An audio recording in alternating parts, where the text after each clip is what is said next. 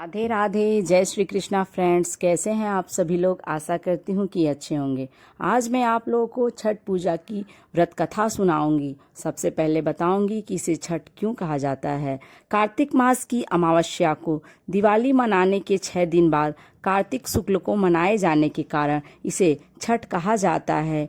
यह 4 दिनों का त्यौहार है और इसमें साफ सफाई का खास ध्यान रखा जाता है।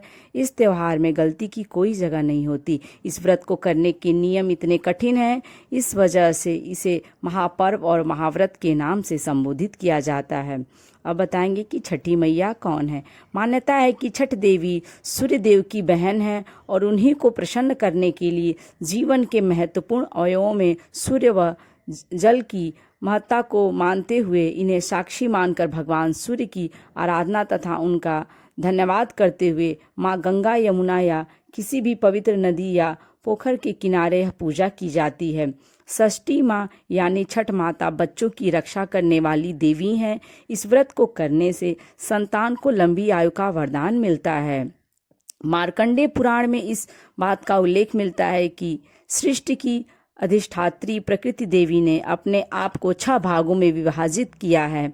इनके छठे अंश को सर्वश्रेष्ठ मातृदेवी के रूप में जाना जाता है, जो ब्रह्मा जी की मानस पुत्री हैं।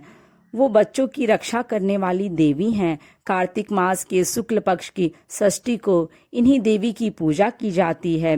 शिशु के जन्म के 6 दिनों के बाद इन्हीं देवी की पूजा की जाती है। इनकी प्रार्थना से बच्चों को स्वास्थ्य, सफलता और दीर्घायु होने का आशीर्वाद मिलता है। पुराणों में इन्हीं देवी का नाम कात्यायनी बताया गया है, जिनकी नवरात्रि की षष्ठी तिथि को पूजा की जाती है। एक और छठ व्रत की कथा के अनुसार प्रियव्रत नाम के एक राजा थे। उनकी पत्नी का नाम मालिनी था।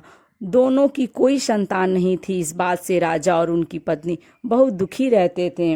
उन्होंने एक दिन संतान प्राप्ति की इच्छा से महर्षि कश्यप द्वारा पुत्रेष्ट यज्ञ करवाया। इस यज्ञ के फलस्वरूप रानी गर्भवती हो गई। 9 महीने बाद संतान सुख को प्राप्त करने का समय आया तो रानी को मरा हुआ पुत्र प्राप्त हुआ।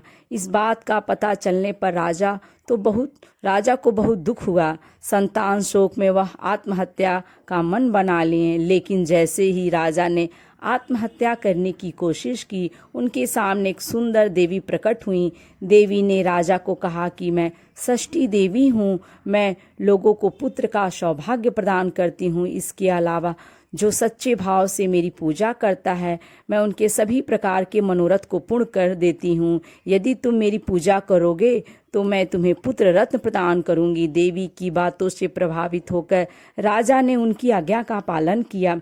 राजा और उनकी पत्नी ने कार्तिक शुक्ल की षष्ठी तिथि के दिन देवी षष्ठी की पूरे विधि विधान से पूजा की। इस पूजा के फल स्वरूप उन्हें एक सुंदर पुत्र की प्राप्ति हुई। तभी से छठ का पावन पर्व मनाया जाने लगा। छठ व्रत के संदर्भ में एक अन्य कथा के अनुसार जब पांडव अपना सारा राजपाट जुए में हार गए, तब द्रौपदी ने छठ व्रत रखा। इस व्रत के प्रभाव से उनकी मनोकामनाएं पूरी हुई तथा पांडवों को राजपाट वापस मिल गया। तो दोस्तों, ये कथा आपको अच्छी लगे तो लाइक करें और यदि मेरे चैनल पर आप नए हैं तो इसे सब्सक्राइब करें।